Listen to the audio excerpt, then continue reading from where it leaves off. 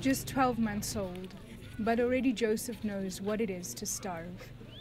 He's being treated for acute malnutrition. Keeping his weight up is a daily challenge. We don't have enough food to eat. We get a small quantity of beans and a small quantity of oil, and that's supposed to last for a month. This doesn't even last for 1 week, let alone a month.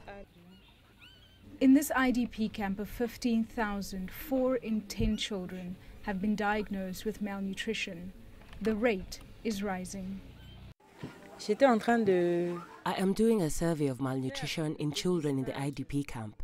I ask them their weight and how old they are. We give them a form to fill out. I take the measurement of their upper arms. That usually tells us if they are malnourished or not. If the case is severe, I will refer them to the district hospital for immediate treatment. This past week alone, more than 300 children were recorded with malnutrition at the local hospital. Nearly 40 of them were admitted for life-saving treatment. The United Nations describes the Central African Republic as a fragile country.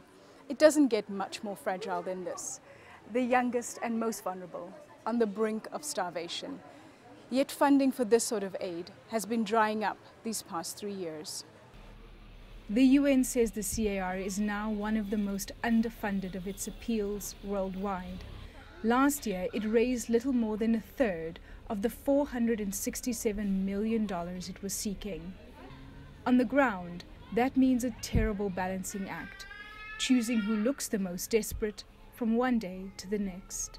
And when we take this assistance, it is not sufficient, and we have to give for 10 days or even half of the rations. And when you give half of the rations to a certain population, there are others who do not get. So we are creating this kind of vicious circle here because we don't have funds.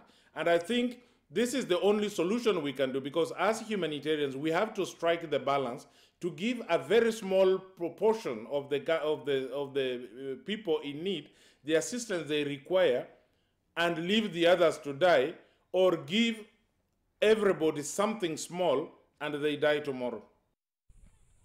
The number of displaced people is actually higher now than in the months directly after the coup.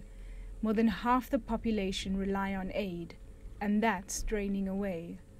Valdi Carolsa, CGTN, Kakabandoro, Central African Republic.